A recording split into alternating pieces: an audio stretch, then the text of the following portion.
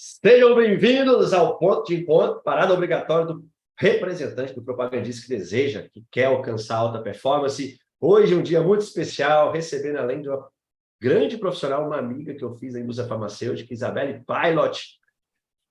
Trabalhamos juntos já na indústria farmacêutica. É um prazer gigante, Isa. Me permita chamar essa intimidade de você. Receber aqui para a gente poder conversar um pouquinho sobre a sua carreira, toda essa jornada bonita que você já construiu na indústria farmacêutica, a gente falar um pouquinho do marketing e como isso aqui pode ajudar o propagandista no dia a dia. Seja muito bem-vinda, peço você para se apresentar aí, para que todo mundo possa saber quem é Isabelle Pilot. Obrigada por me receber nessa noite aqui gelada aqui em São Paulo, de segunda-feira. Obrigada, Elber. Eu me chamo Isabelle, como vocês podem ver.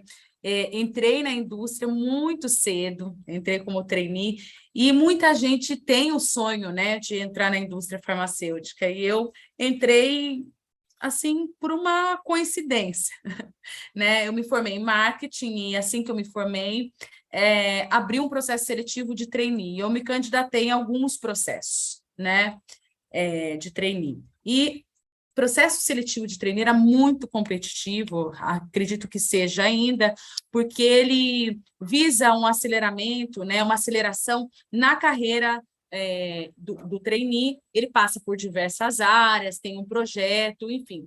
Daí eu me candidatei para algumas empresas e, na época, entrei para uma nacional, pela AMS, e eram 3.000 candidatos, uma coisa extremamente competitiva, e daí eu passei, entrei, e foi uma doce coincidência, né, do destino, porque eu sou apaixonada pelo segmento, eu amo, e amo atuar no marketing farmacêutico. Que maravilha, foi lá que a gente se conheceu, que a gente fez uma amizade, né? Já faz algum tempo. São quantos anos já de indústria farmacêutica, Isa? São 8 anos. 8 anos. 8 Já anos de passou por indústria. grandes empresas, né? Sim. Então, isso é muito legal, essa bagagem que você traz aí, que a oportunidade do trainee é muito importante, principalmente para quem Sim. está vindo do marketing, né? De poder conhecer um pouco mais, mas como se fosse um estágio, e se preparar mais adequadamente com os desafios, porque o marketing hoje não é fácil, né? Mas eu quero fazer uma pergunta um pouco mais pessoal. Apesar da carreira curta, né? 8 anos ainda, você já passou por grandes laboratórios que muitos profissionais sonham trabalhar e não conseguiram ainda uma oportunidade. Qual é o segredo da Isabelle para trabalhar em tantos laboratórios tops até agora? Eu acho assim, eu passei, né, por grandes laboratórios. Eu acho que o que me deu uma boa bagagem, o que foi minha grande escola foi a MS, né, a Nacional. Eu sou muito agradecida por ter começado por ela. Não só bagagem técnica, porque eu estava também num momento em que, como trainee, todo mundo, né, era um projeto que o diretor, na época da empresa, trouxe para dentro da empresa, então todo mundo respeitava muito e todo mundo também se mobilizava para ensinar esse trainee. Eu acho que também a equipe tem que estar preparada para recebê-lo, mas na parte emocional também me ajudou muito. Então, se eu falasse para você, nossa, o que precisa, né? Tem um caso agora de uma analista que respondia para mim, na empresa que eu estou atualmente, que é a ABF, e ela foi promovida a gerente de produto, a promovi para gerente de produto. Então, hoje ela é minha par, né? E eu falei, o que você mais vai precisar, você conhece tudo, né? A parte analítica, a parte de marketing mesmo, de marca, de construção de marca, mas a parte que você vai mais ter desafios vai ser essa parte de relação interpessoal e parte emocional. Então, de saber lidar com a pressão, né? Então, eu acho que o segredo parece uma coisa tão simples, né? Mas o segredo é esse. É puramente esse. Então, você também saber colocar essa parte emocional num processo seletivo, você, diante de trabalhar, quando você trabalha com produtos similares, que também te dá uma bagagem maior ainda, porque você não pode falar de preço, né? Suas propriedades, os benefícios do produto são semelhantes, são iguais aos seus concorrentes, então você tem que pensar fora da caixa, buscar alternativas. Então, dentro dos processos seletivos e dentro dessas empresas, eu sempre busquei trazer essa visão fora da caixa, porque eles buscam um profissional que vá agregar alguma coisa que saia dos clichês da indústria que existem, né? É muito legal, isso é muito legal você estar falando isso aí, Isa, porque a inteligência emocional, a gente dá um valor muito grande para o profissional que está no campo, né, no front de batalha ali, mas você trazer que também há a importância, né, desse equilíbrio emocional da pessoa poder ponderar na hora de tomar uma decisão que vai comprometer toda uma força de venda, né? Muitas das vezes, a gente que está na ponta, a gente não entende como é feito um processo de estratégia de marketing de um produto. Eu queria que você faça um pouquinho sobre isso, né? Qual que é a missão do marketing na propaganda médica? Você falou aí, ó, no laboratório nacional, no laboratório multinacional tem as suas diferenças. Então, mas qual que é a missão verdadeira e qual o grande objetivo do marketing e como essa sinergia é importante do marketing à demanda para se conquistar os objetivos também? Eu vejo muita oportunidade, por exemplo, quando eu saio a campo, né, Elber? Às vezes eu percebo que o representante fica um pouco nervoso, ou não tão relaxado, incomodado, né? E eu falo, poxa, poderia me explorar um pouco mais, né? Porque, gente, pensando bem, assim, no consultor, o representante, ele tem um GD para avaliar o trabalho dele, né? A gente sai, nós que somos do marketing, a gente sai no campo para ter insight, que é onde tudo acontece, né? Então, é como se a gente preparasse toda a estratégia de um jogo de futebol e a gente tem que presenciar o jogo acontecendo, a bola rolando, para que a gente atinja o nosso objetivo, que é fazer o gol, né? Então, o objetivo do marketing farmacêutico é realmente maximizar as oportunidades, entender as oportunidades e de uma maneira muito estratégica, né? Então, tudo que a gente faz tem um embasamento estratégico de análise de mercado, a gente olha o potencial daquele território, a gente olha quais são os médicos potenciais, quais são os impulsionadores para aquele médico prescrever uma determinada marca, e a gente fica no escritório fazendo isso, focado nisso, com uma equipe nessa empresa que eu estou, a gente não trabalha só o gerente de produto, que é muito legal, tem um conceito de time da marca, brand team, é muito legal. Então, tem pessoas de diversas áreas, regulatório, compliance, BI, né, inteligência de mercado, departamento médico, que sentam e fazem um brainstorm, pessoas do campo, GDs, e a gente faz o plano de marketing junto. Então, eu acho que o principal propriedade, o que traz esse brilho para a indústria farmacêutica, se a gente comparar com o varejo, né? O varejo é legal, o marketing é bem agressivo, bens de consumo, mas eles não têm dados. Então, o marketing ele faz isso, né? O nosso mercado ele é mais auditado do mundo. A gente tem dados de tudo. Então, ele pega toda essa inteligência de informação, ele analisa com o quali, ele pega o quant, analisa com o quali e desenha a estratégia do que vai ser mais efetivo ou não. Então, esse entendimento, ele parece tão básico, mas se ele fosse um pouco mais disseminado, um representante, ele ia aproveitar mais a presença do marketing no campo, né? Saí com uma representante há 2 semanas atrás e a gente trocou muito, isso é muito bacana, né? Na pré-visita, a estratégia que utilizar para aquele médico, olhando o audit, né? A gente desenhando qual abordagem que a gente iria executar no momento daquela visita. Então, eu acho que isso é um diferencial muito grande do momento que o representante está com o marketing no campo, né? Eu acho que falta esse entendimento e quebrar essa barreira mesmo de entender que só tem a ganhar, né, de estar com essa interação com o marketing, trazer insights e inputs para o marketing que a gente adora, tá? Quem é do campo, eu falo assim, que se não tiver um feedback, a gente não sabe, né? A bússola para a gente, obviamente, é o resultado, que traz a fotografia se a gente está no caminho certo ou não, mas é muito importante os inputs, né? De como está indo, o feedback. Então, ele tem que ser também o representante, um desbravador, sabe? Ter esse contato muito forte com o gerente de produto. Isso é importante, porque o ser humano, por si só, ele não gosta de ser avaliado, né? Muitas vezes, quando a gente recebe, meu gerente disse tal vem trabalhar comigo, meu nacional vem trabalhar comigo, o gerente do marketing, o treinamento, já fica aquele negócio, ele está vindo para me testar, para me avaliar, e não é. É uma construção conjunta de uma estratégia. Porque não adianta nada você, dentro do escritório da matriz, formatar, junto com um time lá de marketing, toda uma estratégia, se ela não for bem executada na ponta. Então, você precisa ir na ponta entender se está sendo bem executado, se está tendo alguma dificuldade. Porque entre o que a gente pensa também e a execução, tem hora que a gente também tem que fazer alguns ajustes, né, Isa?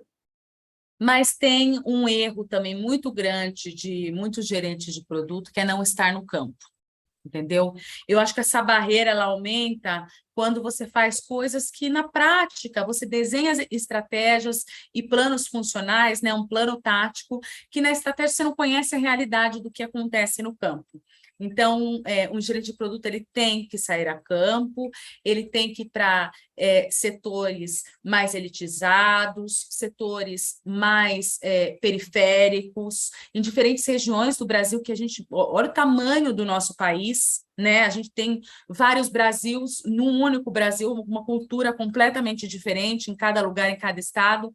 Então, eu acho que o pecado do gerente de produto é isso. E daí você cria mais esse distanciamento que você coloca para o representante fazer algo que na prática não vai ser nunca colocado em prática, porque não funciona, né? Então, eu tive uma experiência muito legal agora, que eu recebo, agora que eu estou nesse modelo de empresa, eu recebo um plano da Global, né? Que é assim que funciona nas multinacionais, e a gente tropicaliza, digamos assim, o plano. Então, eu falei para os representantes, Fio, aqui está o VA que a Global me sugeriu. Eu peguei os melhores resultados do Brasil inteiro e falei, nós vamos desenhar o VA juntos, do que faz sentido na prática para vocês, para a propaganda de vocês, né?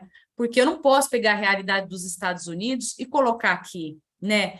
Eu não posso exigir que tudo, eu falo, olha, você tem que abrir o VA e todas essas páginas em toda a visita, todas essas telas em toda a visita. Não é assim que funciona, né? Então, você tem que se aproximar, né? Você tem que se aproximar do representante, entender como funciona a realidade no campo. E como você sabe disso?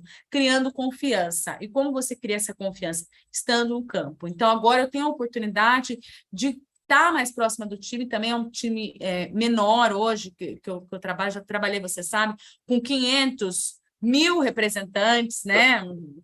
Uma coisa assim gigante. Hoje eu trabalho com menos de 70, né? Que é um número legal, mas não importa assim, o número. Eu acho que o GP, o gerente de produto, de marketing, tem que sempre estar próximo dos melhores resultados para ter benchmarking, né? Para entender o que eles fazem e dos piores resultados também, para entender o que está faltando. Ambos são termômetros. Ambos são termômetros. Porque aquele que está tendo resultado também, talvez é por falta de implementação, né? Então, a gente não tem como, antes de averiguar, entender melhor isso aí. Agora, isso que você trouxe aí, essa diminuição da distância com a demanda, né? O pessoal que está na ponta, é muito importante. Porque a confiança, tanto o médico, quanto mais o médico confia em mim, mais ele se abre. E quanto mais o rep confia no gerente de produto, no gerente de treinamento, mais ele vai se abrir também nessa geração para poder dar insights também para você aplicar lá em cima de coisas que o médico está trazendo. Porque, por mais que você vá num congresso conversar com o médico, muitas vezes aquele primeiro contato não vai ser tão aberto com você como ele pode ser com o representante que visita ele várias vezes durante o ano e que muitas vezes visita até a casa dele. A gente sabe que em alguns casos a gente consegue ter uma relação bem mais íntima com o médico. Então, tudo isso favorece. Então, fazer algo que são a várias mãos, né? Onde se junta a inteligência coletiva para poder fazer, é muito legal e a chance de sucesso também é aumentada. Principalmente porque Estados Unidos é uma realidade totalmente diferente da nossa, né? Por mais que a gente esteja falando de saúde, são centros de saúde completamente diferentes, com aspectos de tecnologias diferentes. Por mais que a gente traga algumas coisas, ainda E estamos um relações pouco longe, comportamentais, né? diferentes. Completamente diferentes, né? Relações comportamentais completamente diferentes.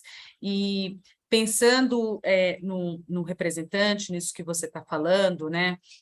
Na atuação do representante, uma coisa que acontece muito no mercado cada vez mais e que eu acho muito ruim, isso é uma questão geral do mercado, é a questão do turnover, ou mudar o representante muitas vezes de setor, né? É óbvio que a gente sabe que é um mercado dinâmico, mas eu acho que o que peca um pouco, a indústria, é que, por mais que a gente trabalhe com medicamento, medicina, inovação, na parte da gestão, eu vejo que tem muitos gaps, né?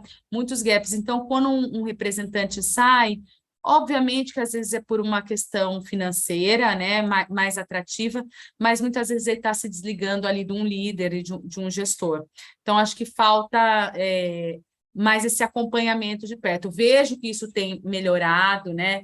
Antigamente, em algumas empresas isso acontece, é muito predominante, só tinham GDs homens, né? E GRs homens, e isso tem se atualizado, né?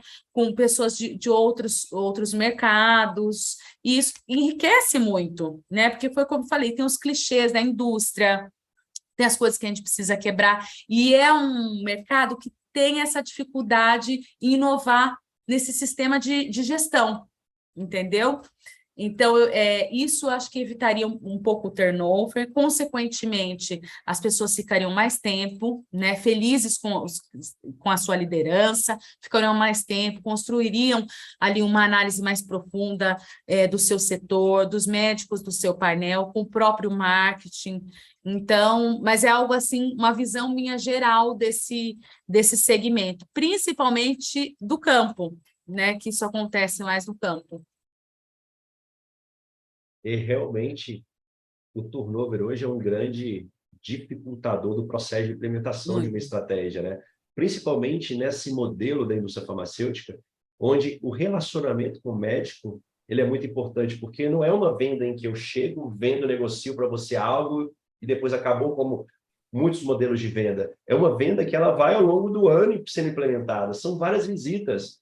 Muitas das vezes eu vou visitar aquele médico 20 vezes no ano, não apenas Uhum. uma vez e fechar uma venda. Então, é algo que gera um relacionamento. Sim, Então, sim. aquela empresa que toda hora troca o propagandista, né, o consultor, e aquele médico não consegue ter uma identidade com a empresa,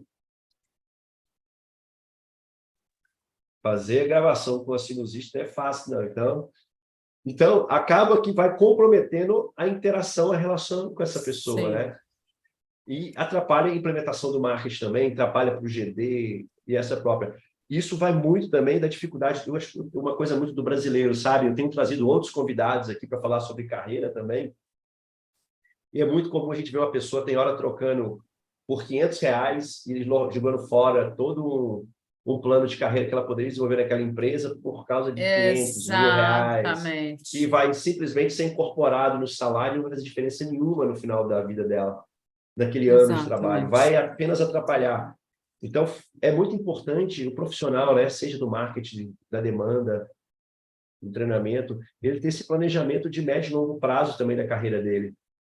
Porque muitas vezes ele vai jogar fora oportunidades que ele está construindo ali e muitas vezes desperdiça grandes oportunidades. E pesquisar também, né, a empresa. Às vezes você tem uma percepção da empresa e você não conversa com ninguém que trabalha lá e você faz uma imagem que a empresa Mil Maravilhas não existe, né? Toda empresa tem Perfeito. os seus pontos fortes, seus pontos fracos. A gente trabalha, Elber, a gente tem uma vaga, obviamente que é para gerar resultado, receita para a companhia, mas a gente vai lidar com problema todos os dias. É por isso que a gente tem o trabalho.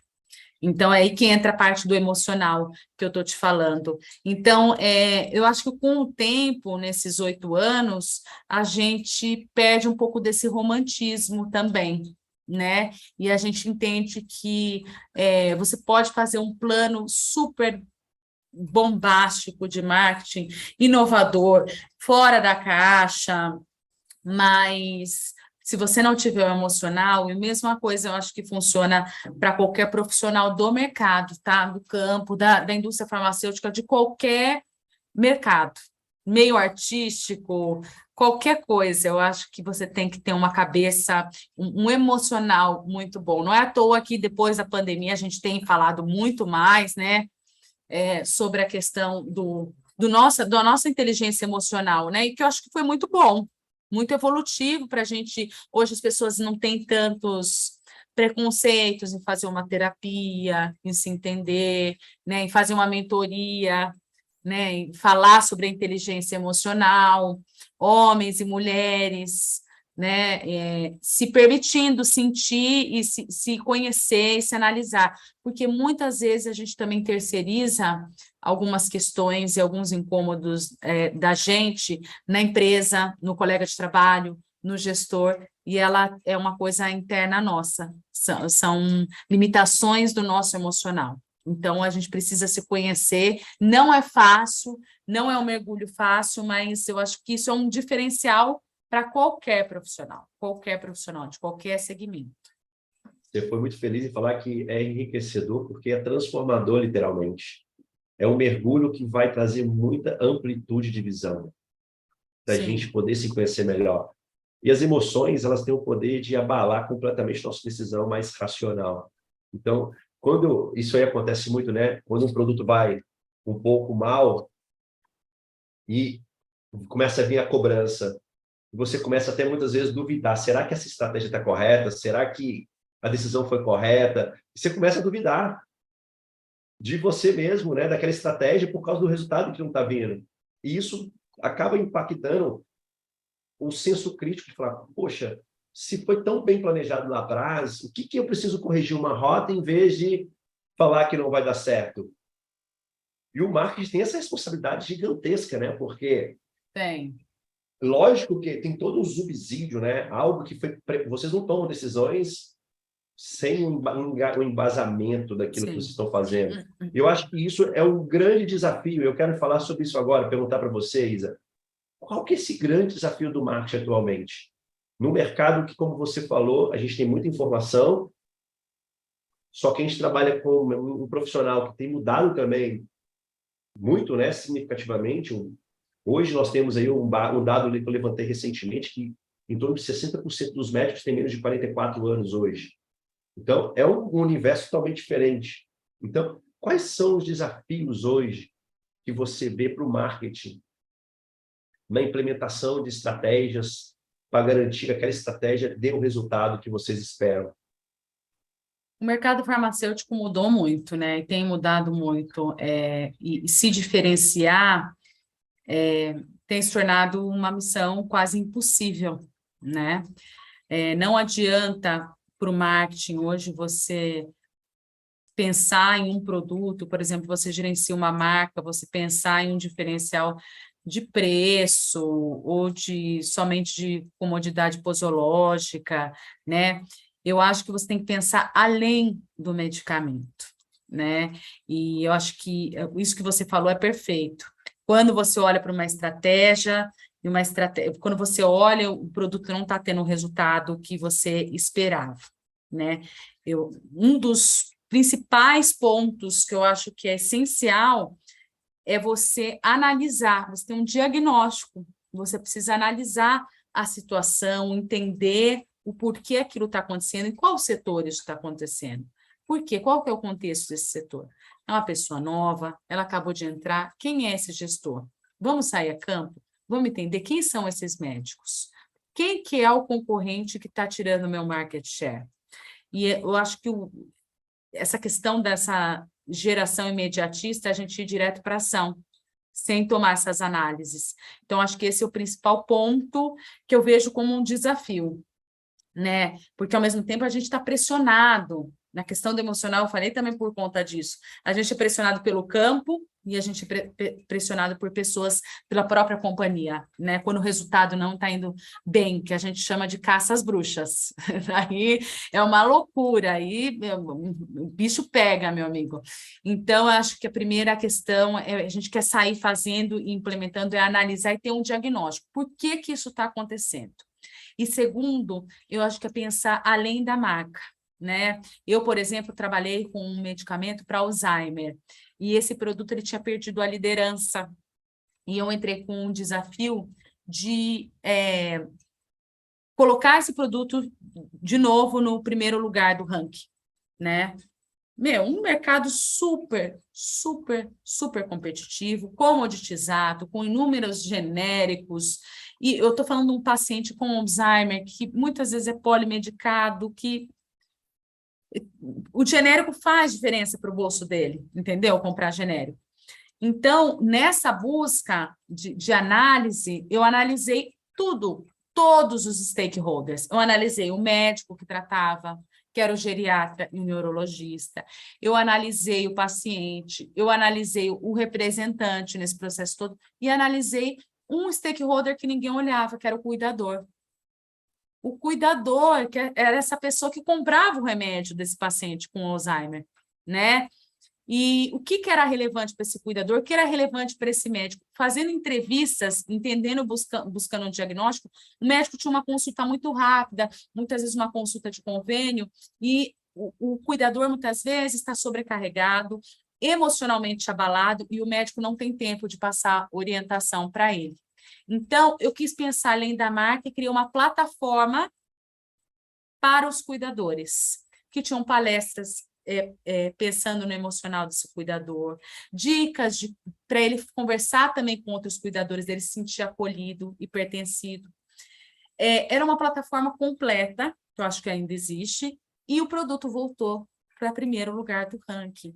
Então, muitas vezes, eu vejo que o desafio é um clichê, né? Pensar fora da caixa. Eu mudo a frase, é pensar além da marca. Você olhou todos os stakeholders, né? Tem uma pessoa que é um ponto, um decisor na escolha dessa marca, além do médico? Tem. Ah, é o balconista? É o farmacêutico, que muitas vezes a gente não olha? É o cuidador? A gente olhou para o cuidador, o que ele sente? Vamos conversar com os cuidadores? Vamos numa associação?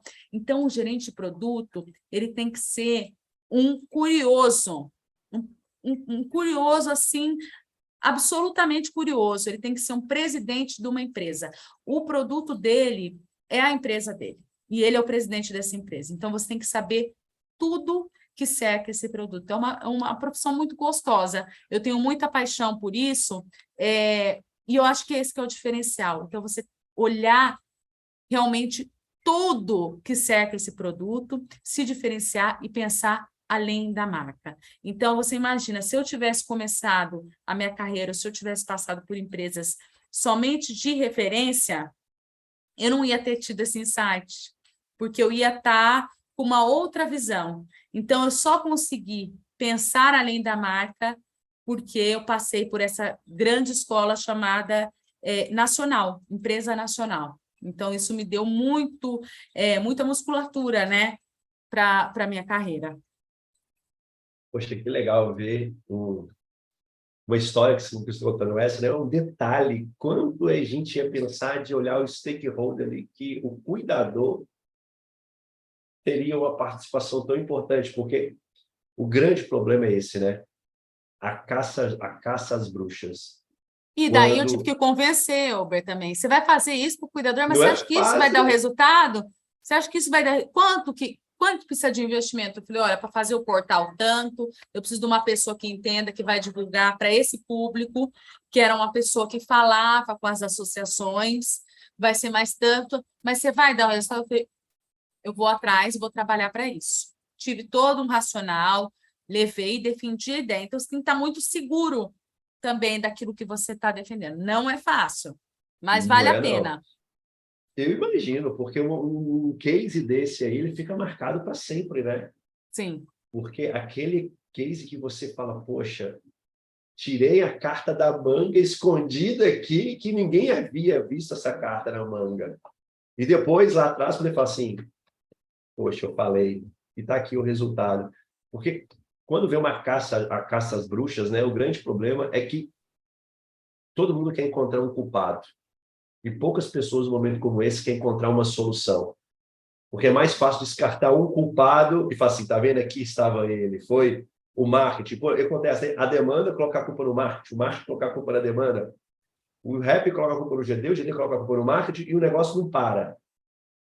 Então, a gente tem que ter um discernimento, a inteligência emocional nesse momento ela é fundamental, porque ela que vai dar aquele equilíbrio de você primeiro pensar alguma coisa fora da caixa, pensar além do produto, para encontrar algo e ainda vai vir aquela insegurança, porque, poxa, eu estou falando do stakeholder que, teoricamente, ninguém analisou eles. Por que Pois nunca é, ninguém analisou esse stakeholder, o cuidador?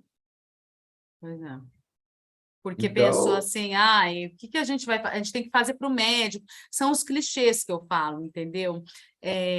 Sempre a gente usa essa frase, né? Que nada se cria, tudo se copia. E copia. a gente entende que tem modelos muito prontos no nosso mercado, né? De mini meeting e da própria visitação, a questão da frequência e sequência, mas também acho válido a gente...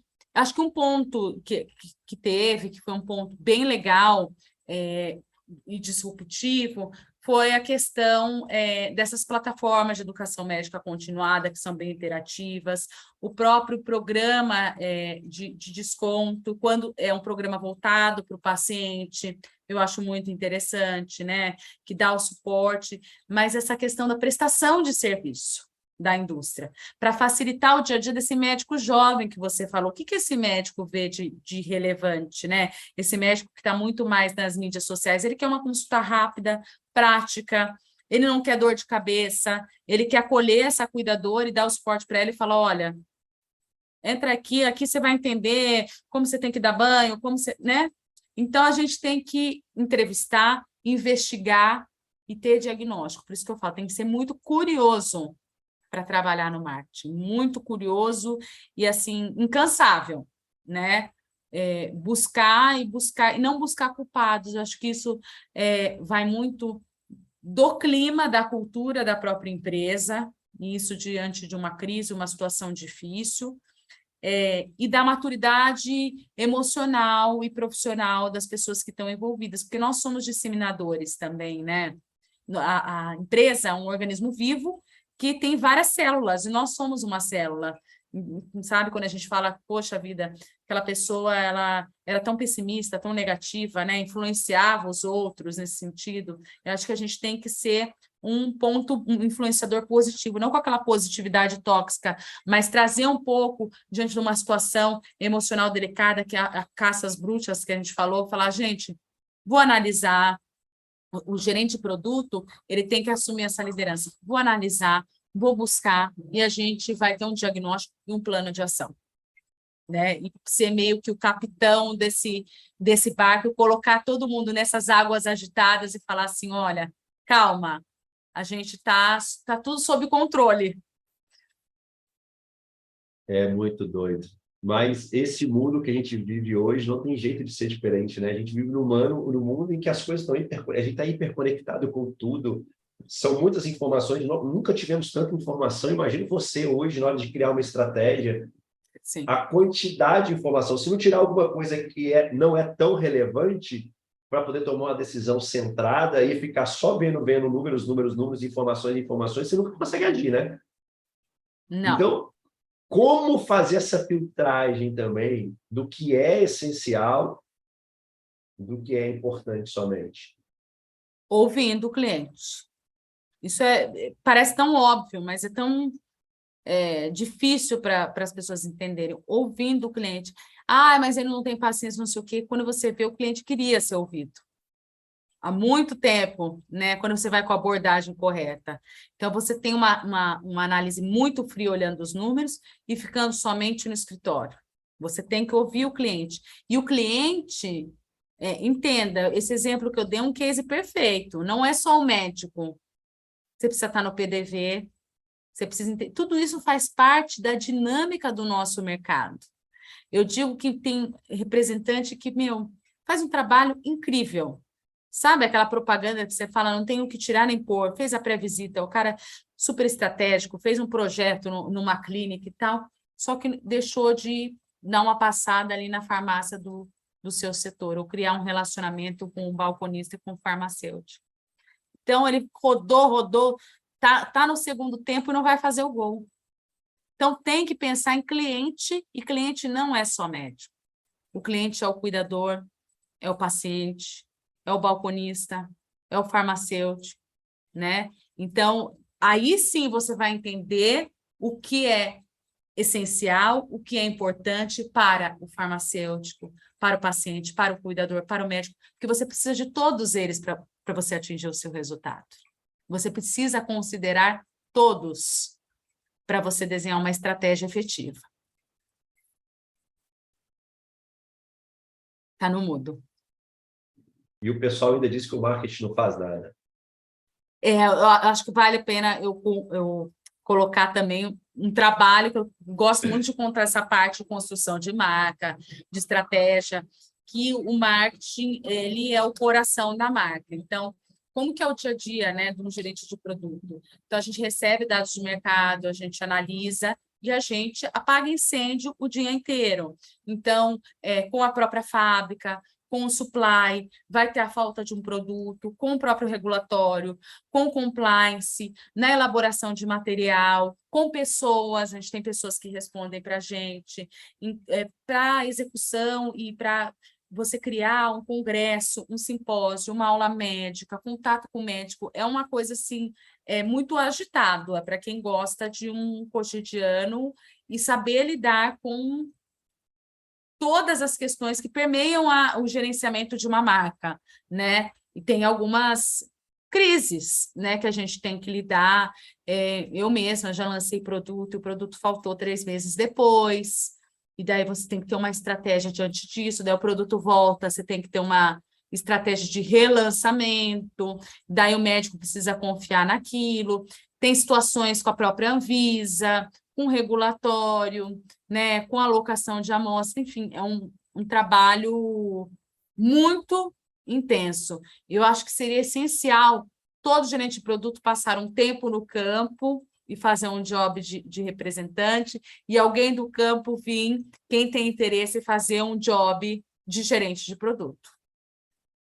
Com certeza, porque é só na pele que a gente consegue sentir Sim, algumas dores. sim. Porque eu não vou mentir para você que quando eu estava no front de batalha, né, muitas das vezes você pegava alguma coisa e há uma tendência natural de autodefesa, de você falar, isso aqui não vai dar certo, e esse fato de você já pensar isso, você não executa da maneira correta, e já compromete tudo. Então, você como gestor, se você não acredita naquela estratégia, você passa isso para o seu time, e o seu time não confia em você, não vai confiar na estratégia, aí vem um efeito dominó que compromete tudo aquilo que foi planejado. Então, todas as peças ela têm que conversar entre si, tem um nível de confiança muito grande. É claro que é praticamente impossível o gerente de produtos, talvez numa situação como a sua, que tem uma equipe mais enxuta, 70 pessoas, consiga até interagir com todo mundo. Agora, numa equipe, como você falou, de 500 pessoas, como conhecer o rostinho de todo mundo e ter, né? Então, você tem que filtrar realmente aquilo. Então, é desafiador, como dizem, né? Sempre vai ter um difícil na nossa carreira. É difícil estar empregado, é difícil estar desempregado. Então, é difícil uma equipe grande, é difícil uma equipe pequena. Sempre vai ter algo que vai dificultar o nosso trabalho, e graças a Deus, porque se não fosse essas dificuldades, não precisava da gente, né? Para poder levar uma solução e encontrar uma coisa. E eu vejo o quanto que é importante, Isa, trazer isso para o campo, para a pessoa poder conhecer a realidade, porque a gente sempre coloca, né? Ah, mas o marketing não faz nada. Cara, não faz nada, olha o tanto de coisa que você falou, de coisas para preparar. E quando não dá certo, o primeiro alvo sempre é quem, né? O coitado gente de produto, né? É. Ele tem que lidar com muita pressão. Pegando um gancho nisso que você falou, né? Questão do gerente distrital ou gerente regional não comprar o que está sendo, a estratégia que está sendo aplicada, né? É muito importante, eu acho, para quem tem time grande, é uma dica que eu deixo, você envolver, né? Os líderes, acho que eles representam uma equipe e você não ir com uma verdade absoluta, você compartilhar essa ideia com eles. Mas, poxa, trabalho com tantos gerentes distritais, eu não consigo. Então, faz um Pareto, né? Daqueles 20% que fazem 80% do resultado, que você vai precisar mais deles para fechar a sua meta no ano, que eles têm mercados mais potenciais, e conversa com eles, troca uma ideia com eles e divide um pouco dessa estratégia do que você está pensando. Quando a pessoa faz parte da construção, tem muito mais chance de dar certo, porque ela tem essa sensação de pertencimento, que fez também. Então, a probabilidade de passar para a equipe que aquilo não vai funcionar é muito mais baixa, muito mais baixa. Exatamente, porque você está compartilhando responsabilidades, né? Se ela é Exato. parte do problema, ela também tem que ser parte da solução.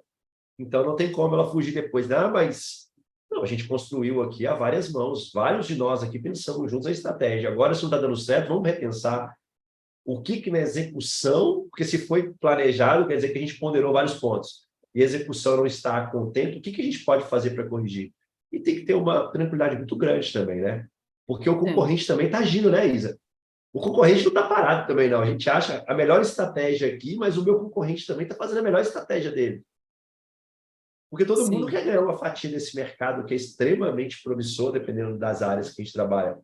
E falando nesse gancho que você trouxe aí, sobre que é importante o gerente de produto estar no campo, eu quero fazer uma pergunta para você. Quais são essas habilidades que você hoje, com a sua experiência, considera como essenciais para o gerente de produto? Tanto aspectos técnicos quanto aspectos comportamentais. Olha, técnico, ele tem que ter uma base de entender o que você vai colocar, né? Quais são os aspectos que você vai colocar durante um lançamento de uma marca. Acho que mais conhecimento de marketing como um todo, na essência, né? Um reposicionamento de uma marca, de um lançamento de uma marca, ainda em conhecimentos técnicos, análise de mercado, né? Ser bem analítico e ter um pouco de uma noção mais estética para algumas questões mais visuais que você precisa, né? Não tem como, você não vai fazer uma apresentação feia, parece uma coisa muito superficial, mas esteticamente aquilo vai na informação que você está levando, as pessoas vão prestar mais atenção. Então, você tem que trabalhar muito essa parte estética, conceito de marketing, de lançamento, reposicionamento de uma marca e análise de mercado. Então, tem que ter uma parte financeira também, de controle de budget, né? De entender como que você vai fazer aí essa alocação de amostra.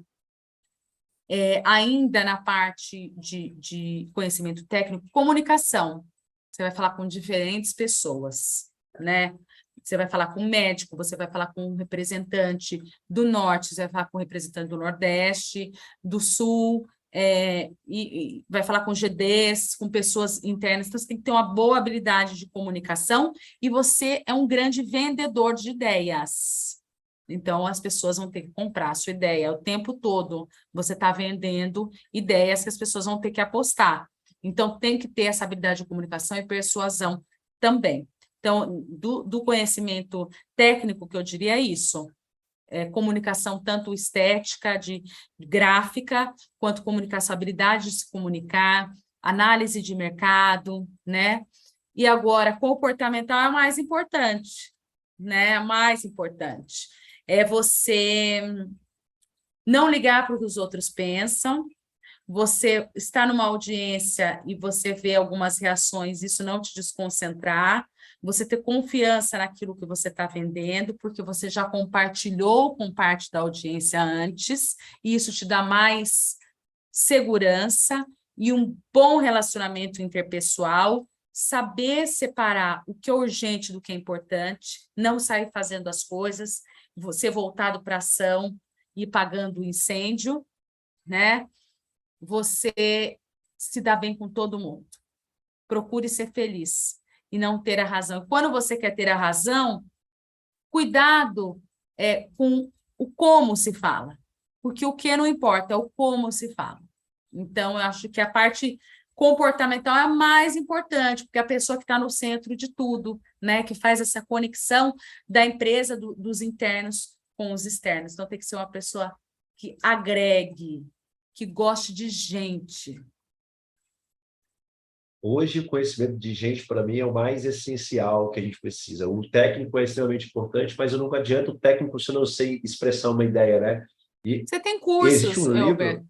que fazem isso, né? Que você entende como você faz uma apresentação PowerPoint, como você faz um slide, como você analisa o mercado, como você faz gráficos no Excel, fundamentos do marketing, você consegue, gente, aprender isso muito pouco tempo. Agora, o comportamental vai te exigir mais musculatura, né?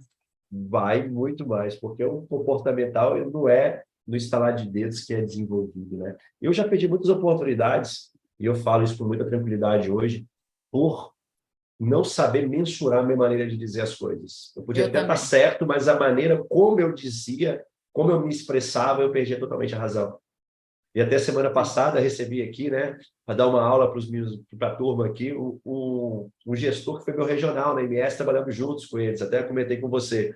E muitas das vezes eu vejo hoje como ele era sábio em me dar alguns conselhos e me orientar no meu excesso, por causa do meu estilo um pouco intenso de ser e de viver as coisas. Então, eu compro as dores da pessoa que eu gosto e eu ia para um embate muito certo de que eu estava cheio da minha razão, e nessas horas você precisa ter um equilíbrio muito grande para você vender. E isso que você trouxe de saber vender, a gente acha, né, que tudo que é vender é um aspecto transacional. Eu te dou isso aqui, um produto, um serviço, você me dá um aspecto financeiro. E vender ideias, muitas vezes, é mais desafiador do que vender alguma coisa que é mensurável, né? Tem um autor americano que chama Daniel Pink, você já viu um livro dele que chama Vender é Humano, que ele fala justamente sobre isso. Que as pessoas passam muito tempo vendendo ideias, projetos dentro da empresa, achando que aquilo não é venda. E é uma venda extremamente desafiadora. Eu acho que a venda, lembrar que você também é uma própria marca, né, como profissional. Então, o tempo todo você está se vendendo e vendendo ideias e persuadindo as pessoas, né? No partir do momento da entrevista, você está fazendo isso. Tem um momento mais crucial, que é esse, quando você está entrando numa empresa, você está vendendo sua experiência, vendendo tudo que você aprendeu, né? Toda a sua parte comportamental. Então, acho que essa parte aí que a gente falou de ter persuasão, de ter cuidado como falar, tudo. Parece simples, a gente fala tanto, né? Mas não adianta, a gente só aprende errando, não é? A gente só aprende na vida assim. Mas eu acho que a pessoa mais sábia, que isso difere da idade, é aquela que consegue observar e aprender com o erro dos outros. E por isso que eu acho esse momento tão essencial, né? Eu acho que a gente vem aqui, nós Com profissionais, certeza. para falar para vocês, e a gente fala muito dos acertos, né? A gente tem essa tendência de falar tudo que deu certo, eu trouxe um case, mas também cabe a gente falar de coisas que, como você falou aí da sua vulnerabilidade, né? Você foi vulnerável e falou da sua fragilidade, de que você não sabia falar, e eu também disse isso. A gente tem que compartilhar também o que não deu certo, para que quem não viveu isso, não errou com isso, aprenda com os nossos erros. Essa experiência é muito boa, essa troca de Com experiência. certeza, com certeza. A gente muitas vezes não quer expor, né, essas fragilidades nossas, mas elas são extremamente importantes, Sim. porque hoje eu percebo o quanto que a gente vai ficando mais velho, mais maduro, a maturidade emocional ela também vem acompanhando na maioria das vezes. E isso traz para a gente uma facilidade para tomar decisões, tem hora em momentos, em situações extremamente complexas, por causa dessa maturidade.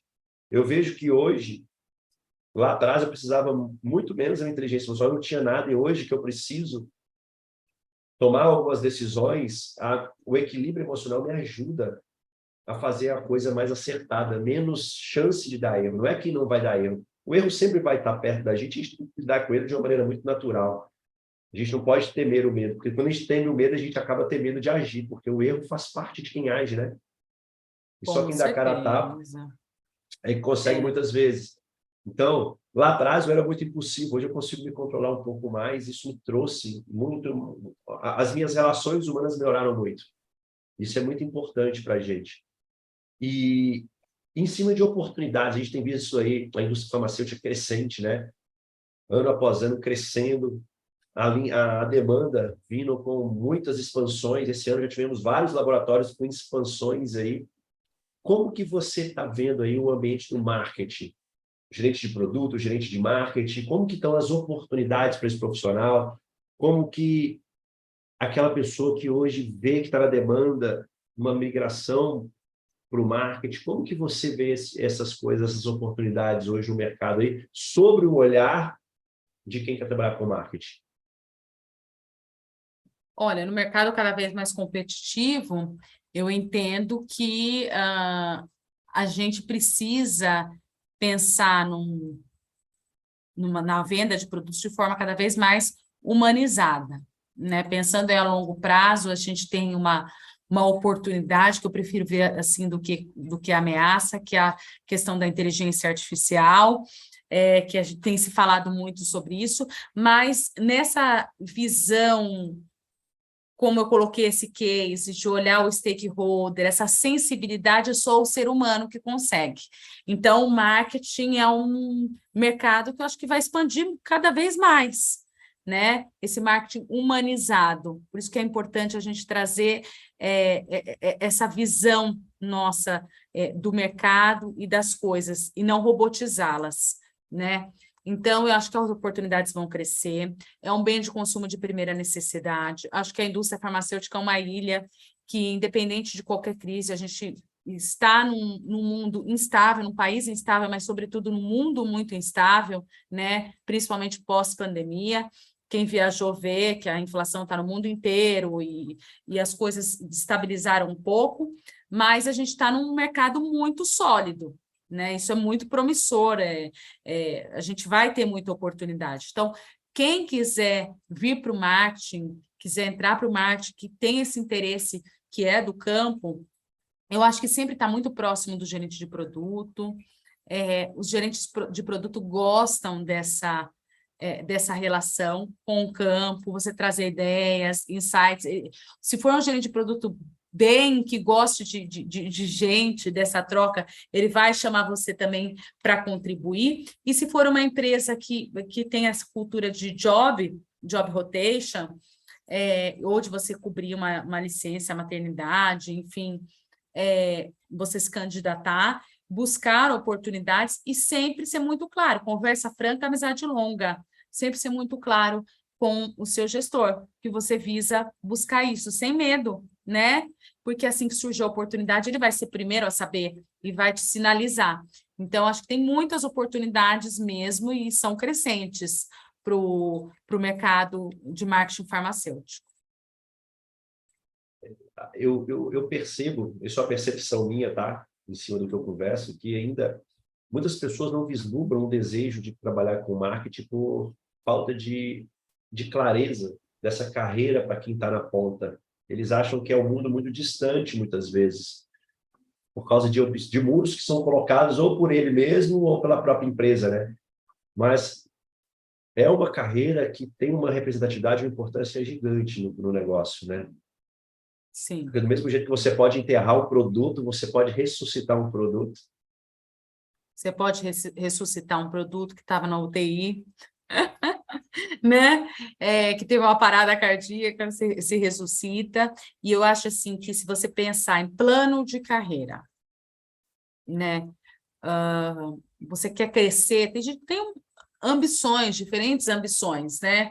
E tudo bem não ter também, eu acho que temos também diferentes perfis de profissional, mas quero ser um diretor, um dia, uma diretora, você tem que passar, né, pelo marketing, você tem que passar pela parte e trazer esse background de demanda riquíssimo, né? Riquíssimo. Os grandes diretores que eu conheço hoje, diretores e diretoras da indústria, começaram como propagandistas. E isso é muito rico, né?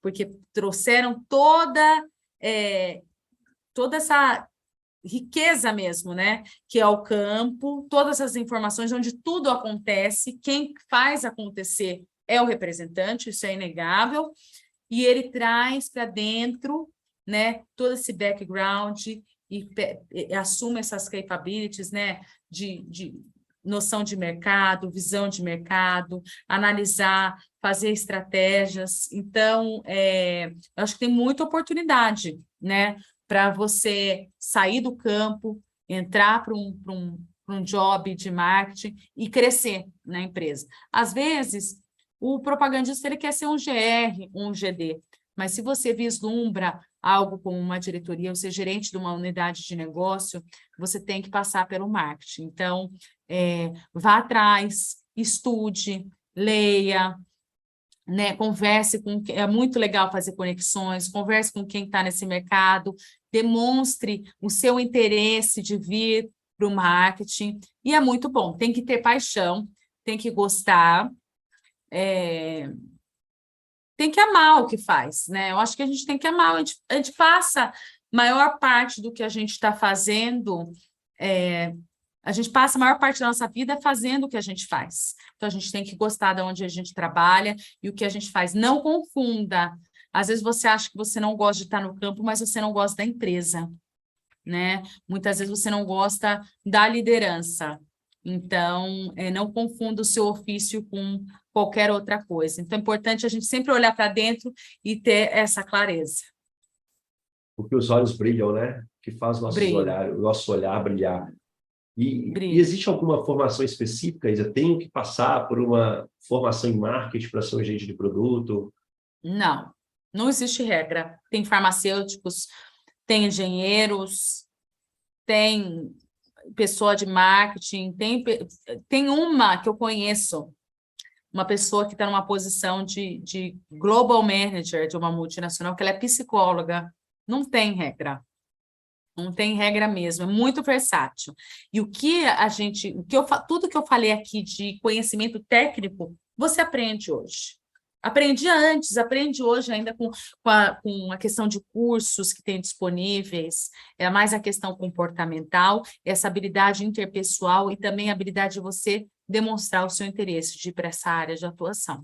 E saber o tempo, saber esperar o tempo certo, ter a paciência que o tempo pede, que a gente tem uma prova de fogo, Elber, absurda, porque tudo isso que a gente fala emocional, os outros países falam também, mas nós somos os países mais ansiosos do mundo, né? Então, a gente tem que lutar com várias questões sendo brasileiro, né?